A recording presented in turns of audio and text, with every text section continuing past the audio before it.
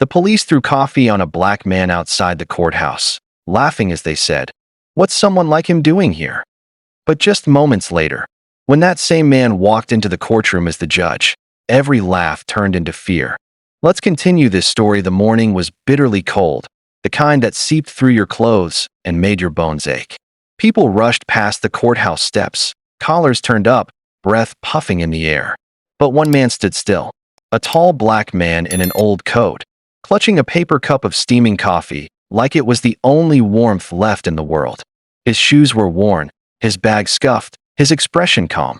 Too calm for a man being washed with disgust. Two police officers approached, their boots thudding against the concrete. They didn't ask questions. They didn't greet him. They just stared at him as if his very existence offended them. One of them smirked. "Hey, move along. Court's not open for loitering." The man looked up, his deep brown eyes steady. "I'm not loitering," he said softly. "I'm waiting." That should have been enough. But it wasn't. The second officer stepped closer, wrinkling his nose as if the man smelled of trouble. "Waiting for what?" "Your arrest warrant." His partner chuckled. A few people passing by slowed their steps, sensing tension in the air. The black man didn't respond. He just sipped his coffee and stared straight ahead. That silence infuriated them. "You ignoring me?" The officer snapped, snatching the coffee cup from his hands. Before the man could react, the officer tilted it and poured the burning liquid all over his coat. Gasps filled the street. A woman cried out. Someone pulled out their phone to record. The black man flinched but didn't lash out. His jaw tightened. His fingers curled slightly. But he still didn't retaliate. The officer stepped forward again, puffing his chest like a rooster ready for a fight. "What you gonna do now, huh?" he taunted. "Hit me? Go ahead. I'll make sure you never see daylight again." Silence. Thick. Heavy. Uncomfortable. The black man slowly lifted his gaze, looking straight into the officer's eyes. Not with anger. Not with fear.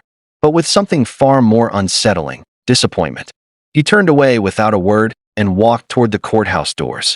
The officers smirked, feeling victorious. "Yeah, that's right. Walk away like you always do," one of them called after him. They laughed loudly, high-fiving as if they'd just saved the nation. But they didn't know.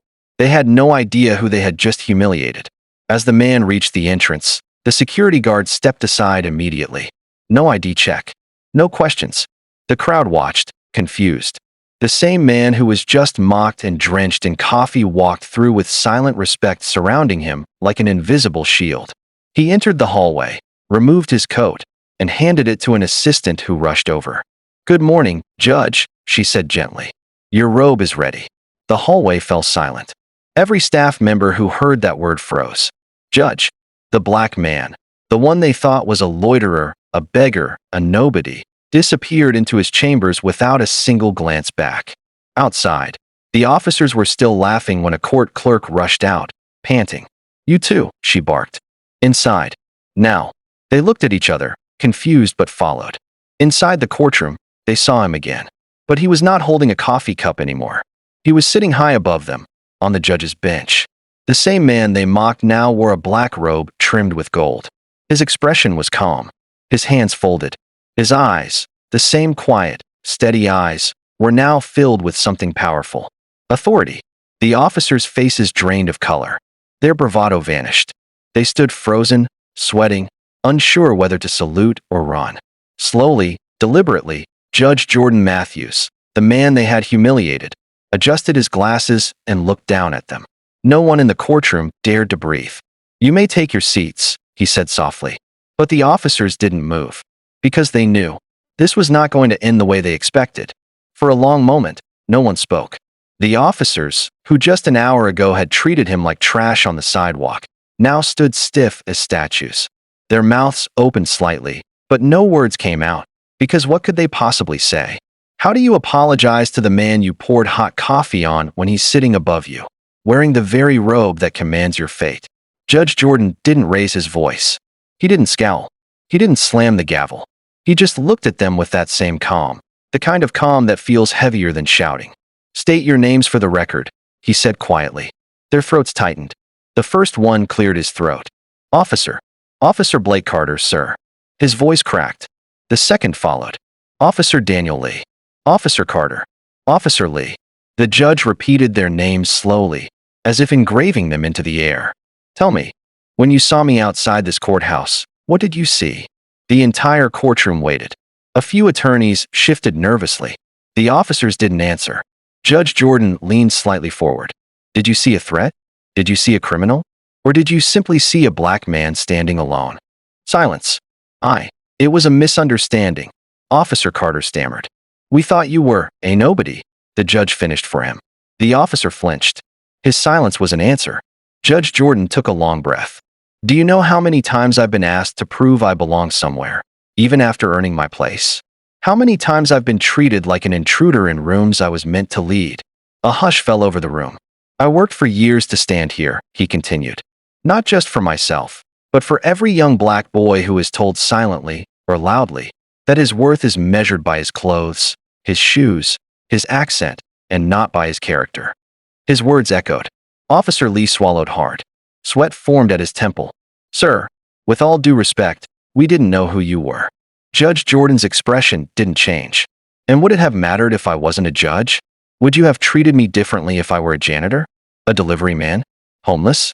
Would I have deserved respect only because of this robe? The officer's eyes fell to the floor. Respect, the judge said softly, is not a privilege reserved for titles. It is the bare minimum of human decency. You could hear someone in the audience sniff, holding back tears. The judge glanced at the clerk. Read the charge sheet. The officers looked sharply at her, confused. Charge sheet? What charge? The clerk stood. Case 47-20. Accused, Officers Blake Carter and Daniel Lee. Charge, public misconduct, harassment, use of excessive force without provocation. The courtroom gasped. The officers jolted. Wait. We're being charged? For that?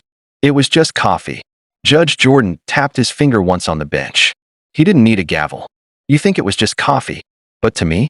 To every black man who's been disrespected for simply existing? It was a reminder of every insult disguised as a joke. Every shove disguised as protocol. Every humiliation disguised as law enforcement. Officer Carter's face turned red. We didn't mean, but you did, the judge said gently. You meant every second of it. Because you didn't expect consequences. A murmur of agreement rippled through the courtroom. Judge Jordan leaned back. I could send you to jail today. I could make an example of you. But punishment without understanding is useless. The officers blinked. They couldn't tell if he was about to destroy their careers or spare them. That's why, he continued, your sentencing will be educational. The room leaned closer. You will spend 30 days assigned to community service at the city's homeless shelter, serving food, cleaning floors, listening to the people you usually ignore. And before each shift, you will look every person in the eye and say, "Good morning.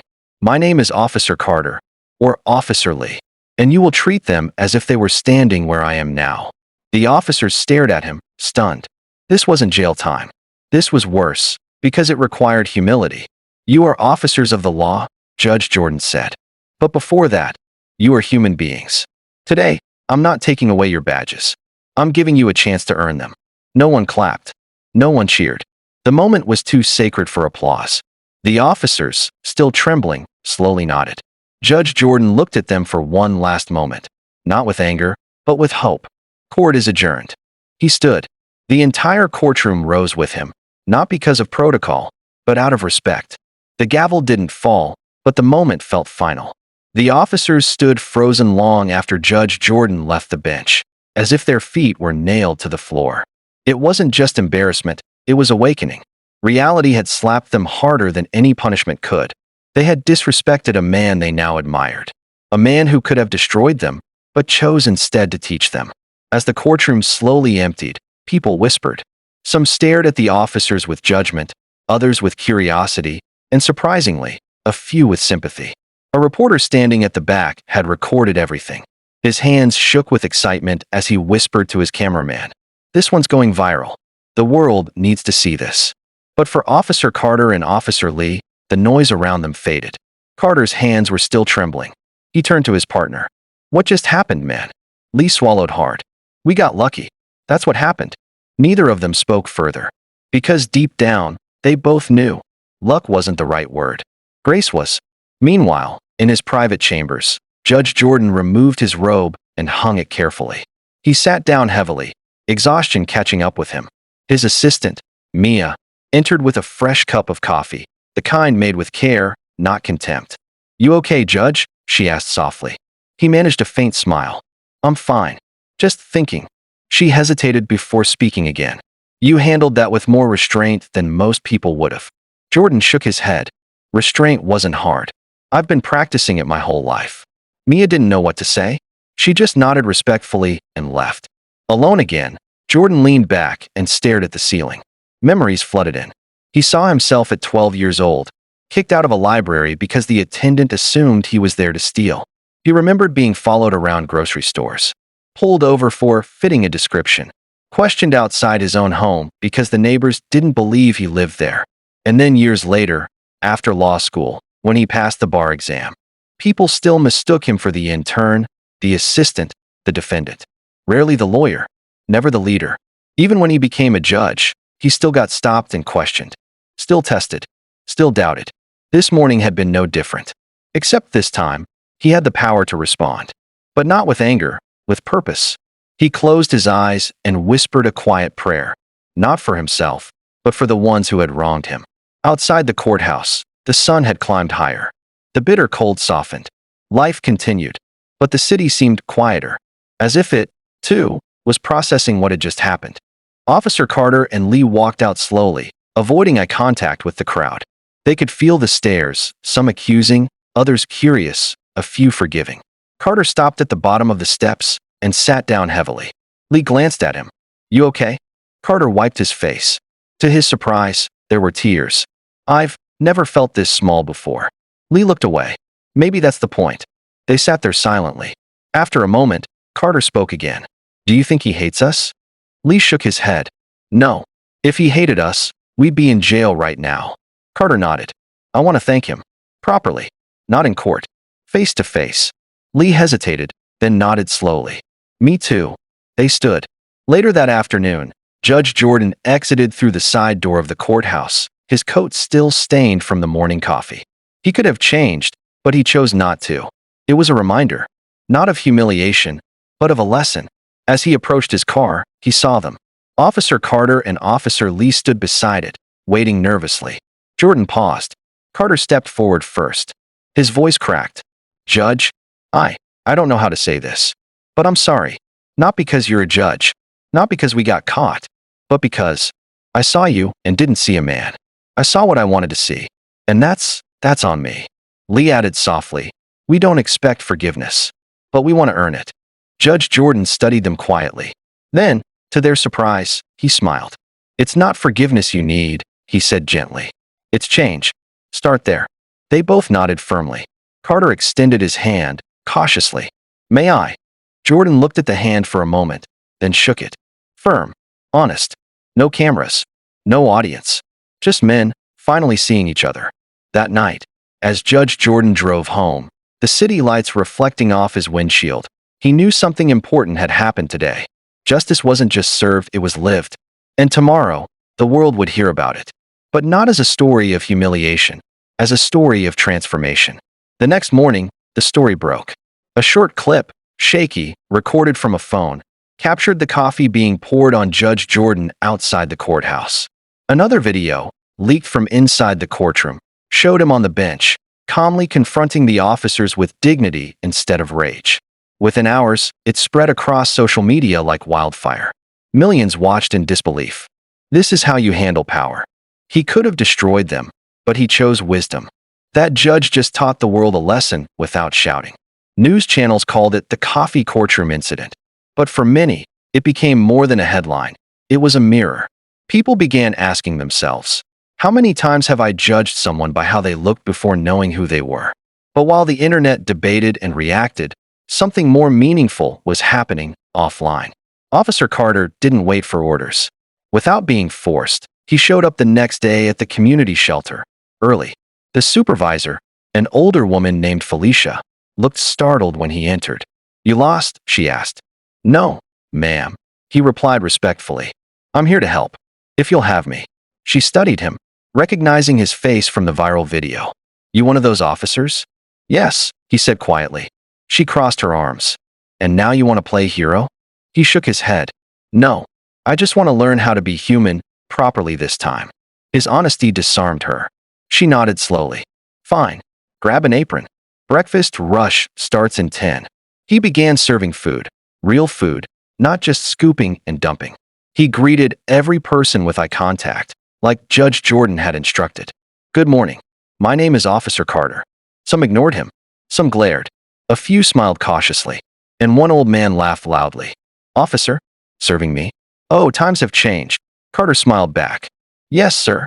They have. Meanwhile, Officer Lee requested to be transferred, not to a lighter assignment, but to community liaison duty, a job that required talking to residents, listening to complaints, learning their names instead of labeling them as suspects. His captain was stunned. You're requesting more interaction with the public? Yes, sir, Lee said firmly. But this time, I want to do it right. Their transformation wasn't instant. They still faced glares, still heard whispers. But for the first time, they didn't defend themselves or hide behind the badge. They embraced accountability, and that made people soften. 1 week later, a live news channel requested an interview with Judge Jordan. He agreed, on one condition. I won't talk about punishment, he said. I'll talk about purpose. The reporter sat across from him in the studio. Cameras rolled. The world tuned in. Judge Jordan, she began. Millions admire how you handled the situation. But many wonder, why didn't you press for harsher consequences? He smiled, calm as ever. Because I wasn't looking for revenge. I was looking for change. She leaned in. Do you think they'll really change? I don't know, he replied honestly. But I gave them a chance.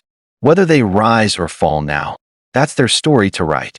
The reporter nodded. And what's your message to people watching? He paused, then looked directly into the camera. Treat people right the first time. Not because of who they might be, but because of who they already are. That clip, just 20 seconds long, became the most replayed moment of the week. A few days later, something unexpected happened. Judge Jordan received a letter. No fancy envelope, no return address.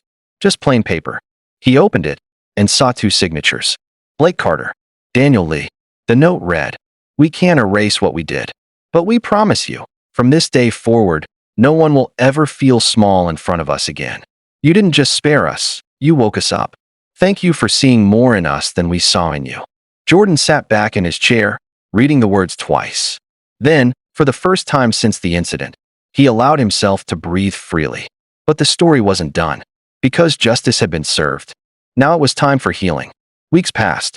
The world moved on to new headlines, new scandals, new distractions. But in one quiet city, something had truly changed, and not just in a courtroom. It had changed in hearts. Officer Carter was no longer the same man. Every morning he reported to the shelter before his shift, not because he was ordered to, but because he wanted to. One morning, as he served breakfast, a young volunteer whispered to Felicia, Is that really a cop? She smiled. Not just a cop, a man learning how to listen. Carter had started remembering names. Marcus, who loved chess. Gloria, who loved humming old gospel songs while eating. Tiny, a huge man with a soft voice who called everyone child, even if they were decades older. They weren't the homeless to him anymore. They were people with stories, and every story had dignity. Officer Lee wasn't the same either. He spent his afternoons attending neighborhood meetings, not to speak, but to listen. Residents who had once feared the sight of a patrol car now approached him with conversations instead of complaints. One kid even said, You're the first cop who asked my name before asking for my ID. That night, Lee went home and cried, not from shame anymore, but from relief. Meanwhile, Judge Jordan continued his work as if nothing had changed. He still walked to court quietly, still wore simple clothes outside his robe, still carried his coffee with calm dignity. But there was something different in the way people looked at him now, not as a judge, but as a mirror, a constant reminder that every person we pass could be carrying greatness inside them, quietly, silently, waiting to be seen. One chilly Saturday morning, Judge Jordan decided to revisit the shelter. No cameras, no security, just him, in a plain coat. As he entered, Felicia spotted him and grinned. Look who's here. The famous man himself. Jordan chuckled. Please don't start with that. She leaned in. Then let me start with this. You did more than judge those officers. You judged all of us. And we're better for it. He nodded humbly. I didn't do it alone. Just then, Carter stepped out from the kitchen, holding a stack of plates. He froze when he saw Jordan. For a moment, silence hung between them. Then Carter set the plates down and approached. "Judge," he said softly. "Officer," Jordan responded with a slight smile. Carter shook his head. "Not today. Today I'm just Blake." Jordan nodded. "Then today, I'm just Jordan." They stood face to face, not as judge and defendant, not as law and lawbreaker, but as men. Carter hesitated before speaking again. "I've been thinking a lot about that morning, about how I saw you and how wrong I was. And I realized, if I could be that blind with you, how many others have I misjudged without even knowing it?" Jordan placed a hand on his shoulder. "The blindness isn't the mistake. Staying blind is." Carter swallowed hard. "I won't stay blind anymore." Jordan smiled. "Then you've already done more than most." As they stood there, a young boy who had been watching from the corner walked up shyly. He tugged on Carter's sleeve. "Mister, are you really a police officer?" Carter crouched down to eye level. "Yes, I am." The boy looked at Jordan. "And you're really a judge?" Jordan nodded. "Yes." The boy blinked. "So, are you friends?" The two men looked at each other. Carter smiled. "We're learning to be." The boy grinned wide. "Good. 'Cause my teacher says the world gets better when people decide to be friends instead of enemies." Jordan laughed softly. "Your teacher is wise." The boy nodded and skipped away happily. Carter and Jordan watched him go, both feeling something warm and unfamiliar in their chests. Hope. That night, as Judge Jordan sat at his desk, he opened his journal and wrote something simple. "Power is not measured by how loud you can speak, but by how gently you can correct." He paused and added one more line. "True justice is not about making people pay for their mistakes, but helping them rise from them." He closed the journal, leaned back, and exhaled with peace. Because justice had been served. Not with anger, not with vengeance, but with dignity. And somewhere in the city, two officers, one judge, and one curious little boy, had just proven something powerful. Respect given freely is more powerful than respect demanded by force. And that can change the world. If this story touched your heart, if it reminded you that hope and dignity still exist in the world, then don't forget to hit the like button. Your single click is not just encouragement for us. It helps spread this powerful message to more people who need to hear it. And if you want to hear more real, inspiring, and life-changing stories, make sure to subscribe and hit the bell icon so you're the first to know when a new story drops. Because here, we don't just tell stories, we inspire hearts.